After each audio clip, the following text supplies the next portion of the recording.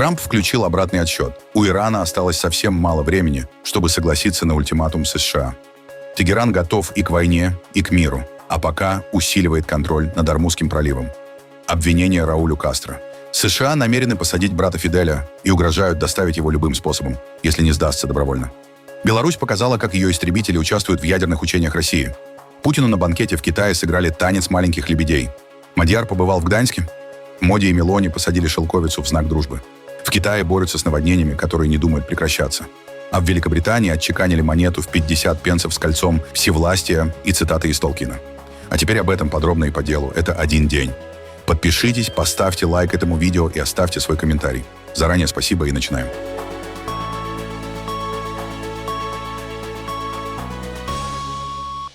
Дональд Трамп вновь пригрозил Ирану новыми ударами и заявил, что США могут ударить еще сильнее, если Тегеран не согласится на сделку по ядерной программе. Выступая перед выпускниками Академии береговой охраны США, Трамп заявил, что иранские военно-морские силы и авиация якобы практически уничтожены. А дальнейшее развитие событий теперь зависит только от решения иранских властей. При этом Трамп вновь использовал свою жесткую формулу давления. Либо соглашение, либо возобновление масштабных ударов по иранской инфраструктуре. Вы видите, что сейчас происходит в Иране? У них все уничтожено. Их флота больше нет. Их военно-воздушных сил больше нет. Практически ничего не осталось. И теперь единственный вопрос. Войдем ли мы и добьем их окончательно? Или они подпишут соглашение? Посмотрим, что будет. Но мы — горячая страна, самая горячая страна в мире, с самой сильной и могущественной армией в мире. И рядом с нами никто даже близко не стоит. Иран не должен иметь ядерное оружие. Все очень просто. Мы этого не допустим. И у нас огромная поддержка. Вы этого не поймете, если будете читать фейковые новости, но у нас огромная поддержка. Люди не хотят, чтобы у них было ядерное оружие, и у них его не будет. И они так сильно хотят заключить сделку. Посмотрим, что произойдет. Но мы нанесли им очень мощный удар, и, возможно, нам придется ударить еще сильнее, а может и нет. Но мы не позволим Ирану получить ядерное оружие и взорвать весь Ближний Восток, Израиль, а потом прийти сюда, к вам. Этого не будет. По возвращении в Вашингтон президент США заявил, что готов подождать несколько дней, чтобы получить правильный ответ от Ирана. Сколько времени у Ирана на ответ, после того, как вы вчера сказали, что находитесь примерно в часе от принятия решения? Какова ситуация сегодня? Вы что-то от них слышали? Верьте, все сейчас на грани. Если мы не получим правильных ответов, все произойдет очень быстро. Мы полностью готовы. Нам нужны правильные ответы. Это должны быть на 100% правильные ответы. И если мы их получим, то сэкономим много времени, энергии и, самое главное, жизней. Как долго вы готовы ждать? Все может произойти очень быстро, а может занять несколько дней. Это может быть несколько дней, но может произойти и очень быстро. Иран – побежденная страна. Мы ведем переговоры с некоторыми людьми. И должен вам сказать, мы имеем дело с очень хорошими людьми. Мы ведем переговоры с людьми, которые, как мне кажется, гораздо более разумны, чем те, кого уже фактически нет. Мы разговариваем с людьми талантливыми, с хорошими мозгами, и мы, честно говоря, впечатлены ими. Надеюсь, эти люди заключат сделку, которая будет отличной для всех. Но я не знаю. Устаю ли я? Я никогда не устаю. Но если я могу предотвратить войну, подождав пару дней, если я могу спасти людей от гибели, подождав пару дней, то считаю, что это очень хорошо. По Ирану. Предлагали ли США Ирану смягчение нефтяных санкций в ходе мирных переговоров, как сообщали иранские СМИ? Нет, я такого не слышал. Я не собираюсь ничего смягчать, пока они не подпишут соглашение. Когда они подпишут соглашение, мы восстановим эту страну и сделаем ее действительно хорошей страной для ее народа. Но сейчас мы ничего не предлагали. А вот как на заявление Трампа отреагировали в Иране? Уже около месяца мы наблюдаем прекращение огня на фронтах, однако открытые и скрытые действия противника, а также экономическое и социальное давление показывают, что они не отказались от своих военных целей и стремятся к следующему раунду противостояния и войны. Они все еще надеются, что Иран капитулирует, и ошибочно полагают, что смогут, с одной стороны, с помощью блокады и экономического давления, а с другой — путем усиления напряженности на театре военных действий и начала нового этапа войны заставить Иран подчиниться их чрезмерным требованиям за дипломатическим столом. Чтобы успокоить дорогой народ Ирана, я хочу сказать, что наши вооруженные силы использовали возможность, предоставленную прекращением огня, чтобы максимально восстановить свою военную мощь. Мы в Министерстве иностранных дел не считаем свою миссию отдельной от миссии других. Там, где необходимо сражаться, мы будем сражаться.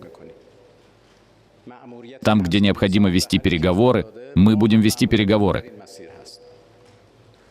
Задача, которую государство поставило перед каждым человеком, это та же задача, которую государство поставило и перед нами. Быть в полном единстве со всем государством, со всеми целями государства.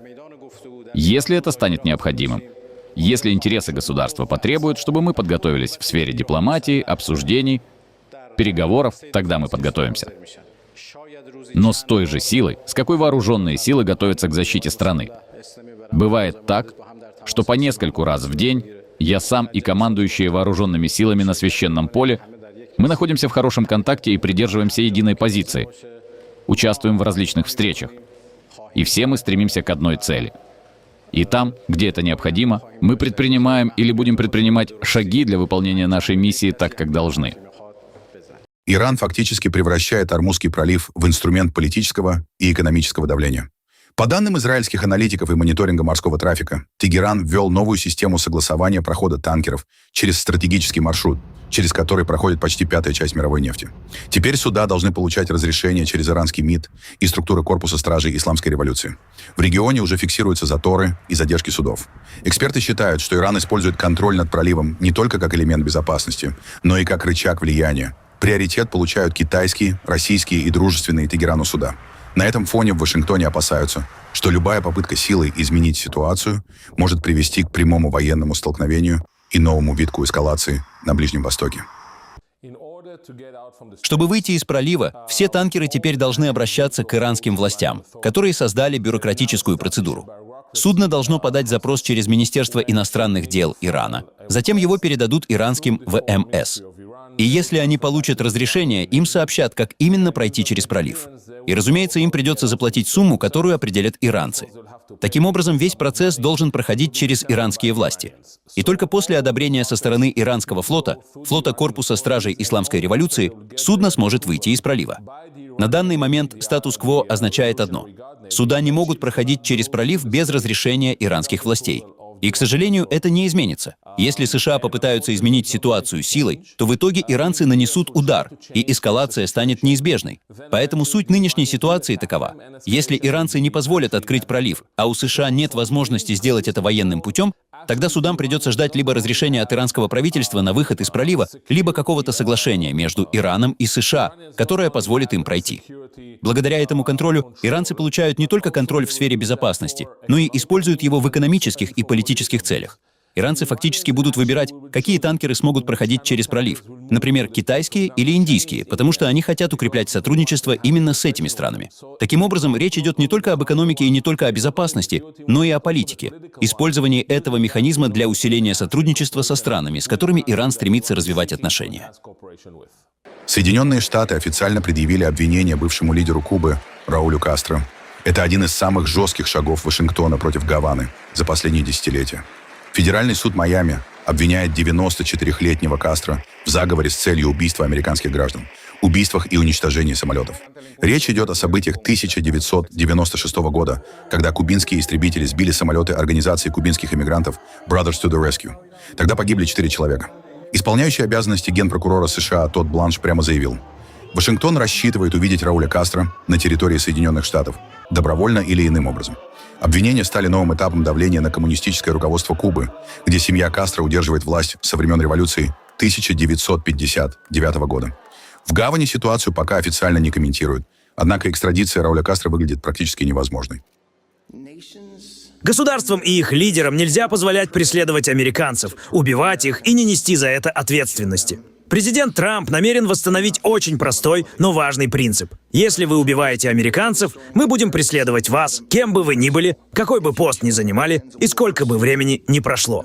Многие семьи здесь знают цену угнетения. За последнюю неделю и последние месяцы я услышал множество историй, и каждая из них душераздирающая. Они знают, что боль, причиненная режимом, не остановилась на берегах острова. И сегодняшнее обвинительное заключение, хотя оно и не вернет убитых жертв, делает заявление. Правительство Соединенных Штатов не забыло этих невинных людей, которых сбили в небе. Мы постоянно предъявляем обвинения людям за пределами этой страны. И существует множество разных способов доставить их сюда. Причина, по которой мы предъявляем обвинения человеку, заключается в том, что мы хотим, чтобы он предстал здесь перед судом присяжных.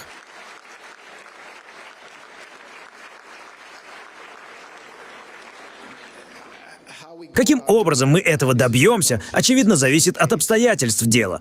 И я не собираюсь говорить больше, чем уже сказал. Но мы ожидаем, это не показательное обвинение. Это обвинение предъявлено потому, что мы ожидаем, на его арест выдан ордер. Поэтому мы ожидаем, что он появится здесь либо по собственной воле, либо иным способом.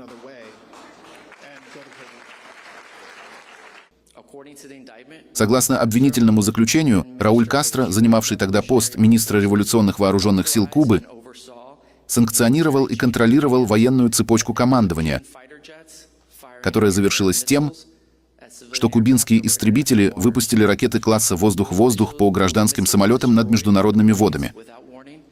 Эти ракеты уничтожили самолеты без предупреждения и убили всех, кто находился на борту. Семьи ждали 30 лет, майамское сообщество ждало. Наша страна ждала. Сегодняшний день — это шаг к ответственности. Впервые почти за 7-10 лет высокопоставленный представитель кубинского режима обвинен в Соединенных Штатах в актах насилия, приведших к гибели американцев. Время не стирает убийства. Оно не уменьшает ценность этих жизней, и оно не ослабляет нашу приверженность верховенству закона. Каждому, кто шпионит против нашей страны или причиняет вред нашим гражданам, следует знать: у ФБР и Министерства юстиции долгая память. Мы придем за вами и найдем вас.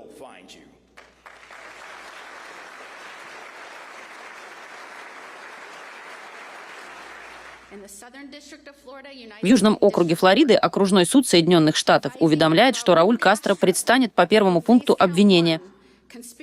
Заговор с целью убийства граждан США. Максимальное наказание предусматривает пожизненное заключение.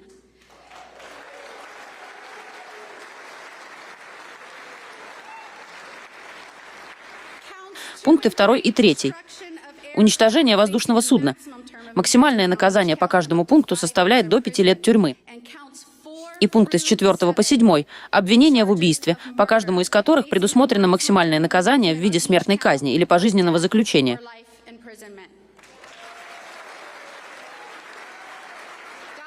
Да благословит вас Бог. Да благословит Бог этот великий свободный штат, Флорида и Соединенные Штаты Америки. После предъявления обвинений Раулю Кастро Дональд Трамп заявил, что Соединенные Штаты освобождают Кубу. Однако отказался говорить, что будет дальше с островом. При этом президент США подчеркнул, что не считает ситуацию движением к эскалации. Куба у нас на уме. Это очень важно. Много проблем на протяжении многих лет. Думаю, это был очень большой момент для людей. Не только для кубино-американцев, но и для людей, приехавших с Кубы, которые хотят вернуться на Кубу. Людей, которые хотят увидеть свои семьи на Кубе. Думаю, это очень большой день. Очень важный день. Что дальше ждет Кубу? Ну, посмотрим. Это несостоявшееся государство. Вы сами это видите. Все разваливается. У них нет нефти. Это несостоявшееся государство. Поэтому я не могу вам сейчас этого сказать. Но мы готовы помочь. Тем временем нам придется им помочь. У них нет возможности нормально жить. У них нет еды. У них нет электричества. У них вообще нет энергии.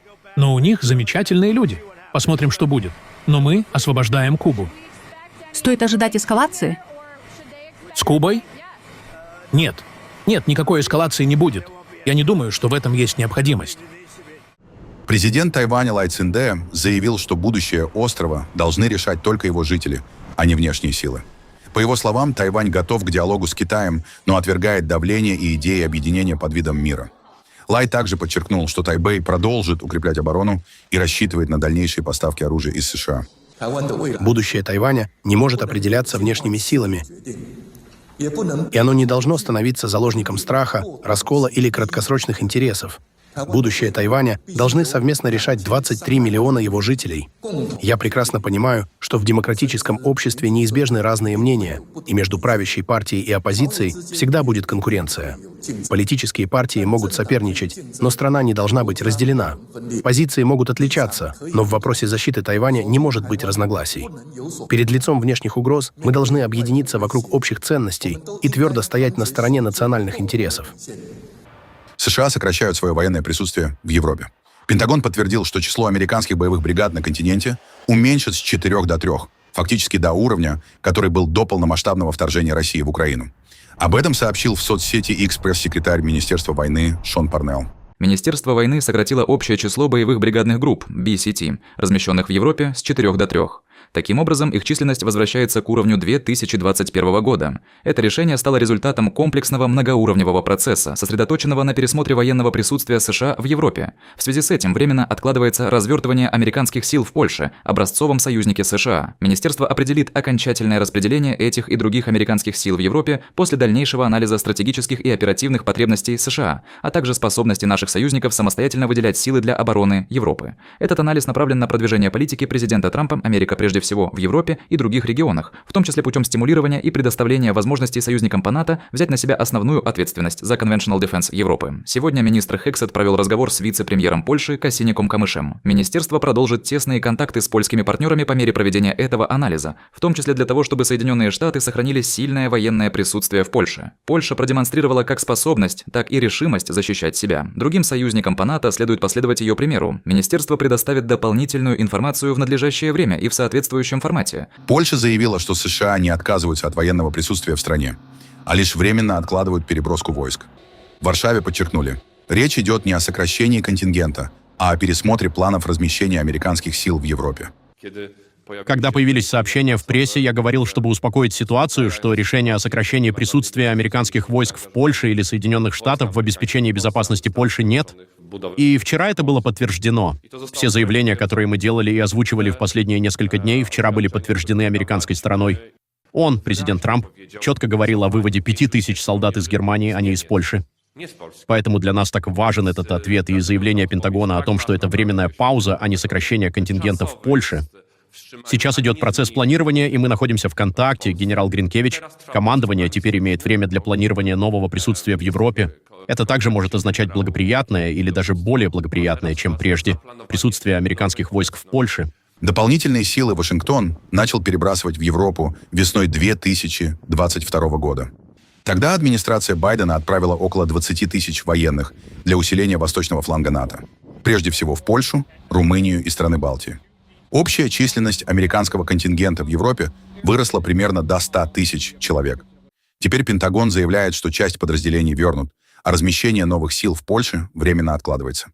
В Вашингтоне объясняют это пересмотром стратегии и желанием, чтобы европейские союзники НАТО брали на себя больше ответственности за собственную оборону.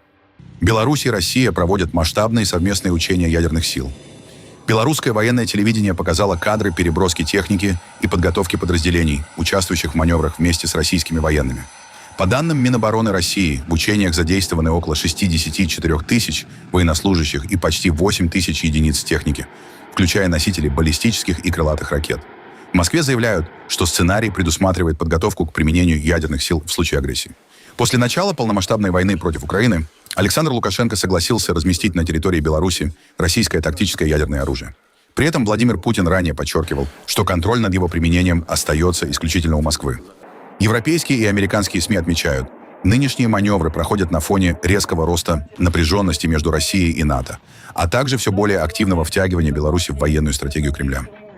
Владимир Путин и Си Цзиньпин подписали в Пекине гигантское совместное заявление почти на 10 тысяч слов от стратегической безопасности и мировой торговли до экологии и защиты амурских тигров. Но за демонстративной близостью двух лидеров скрывается главный нерешенный вопрос – газопровод «Сила Сибири-2». Москва и Пекин до сих пор не согласовали ни сроки строительства, ни цену российского газа. В Кремле говорят лишь о параметрах понимания. А вице-премьер Александр Новак признал, что контракты еще только оформляются. На фоне потери европейского рынка этот проект для России критически важен. Однако Китай продолжает жестко торговаться, пользуясь зависимостью Москвы. При этом официальный визит сопровождался, подчеркнуто, роскошным приемом. По данным кремлевского пропагандистского агентства ТАСС, Путина ждал банкет с пекинской уткой, ветчиной цзиньхуа, китайскими винами и музыкальной программой, где китайская опера соседствовала с «Лебединым озером» Чайковского, включая «Танец маленьких лебедей». Напомним, председатель КНР очень любит символические жесты. Так, Дональду Трампу он показывал императорский сад с деревьями, как он подчеркнул, которые старше Соединенных Штатов. В свою очередь, танец маленьких лебедей на постсоветском пространстве часто ассоциируется с прощаниями с генеральными секретарями ГКЧП и развалом Советского Союза. Новый премьер-министр Венгрии Петр Мадьяр начал свое первое зарубежное турне с Польши, страны, отношения с которой серьезно ухудшились при Викторе Орбане из-за его пророссийской позиции и конфликтов с Брюсселем. В Варшаве Мадьяр встретился с премьером Дональдом Туском и президентом Каролем Навроцким, а завершил визит в Гданьске, символическом городе движения «Солидарность». Там венгерского премьера встречали с национальными флагами и лозунгами в поддержку нового курса Будапешта. Сам Мадьяр заявил, что хочет восстановить доверие с Польшей и вернуть Венгрию к более тесному сотрудничеству с Евросоюзом. Для Европы это еще один сигнал возможного разворота венгерской политики после многолетнего периода конфронтации с Брюсселем. Во время визита Нарендры Моди в Рим премьер-министр Италии Джорджа Мелони объявила о создании между странами особого стратегического партнерства. Это самый высокий статус сотрудничества за всю историю отношений двух государств. Лидеры договорились расширить совместные проекты в промышленности, энергетике, обороне, космосе и поставках критически важных ресурсов. Символом сближения стала совместная посадка шелковицы, тутового дерева. Именно оно используется в производстве шелка. А сам Моди добавил в переговоры и личный жест. Премьер-министр Моди подарил очень-очень вкусные конфеты. Мелоди. Подарил Мелони конфеты Мелоди, обыграв популярное в соцсетях прозвище Мелоди, составленное из фамилий двух лидеров. Кроме того, Мелони и Моди вместе посетили Колизей перед официальными переговорами в Риме. Премьер-министр Японии Санае Такаичи во время визита в Южную Корею посетила традиционное вечернее представление в городе Андон вместе с президентом Ли Чжэ Мёном. Лидеры посмотрели выступления в жанре пхансори и традиционный фейерверк на реке, где использовались горящие мешки с древесным углем и огненные конструкции.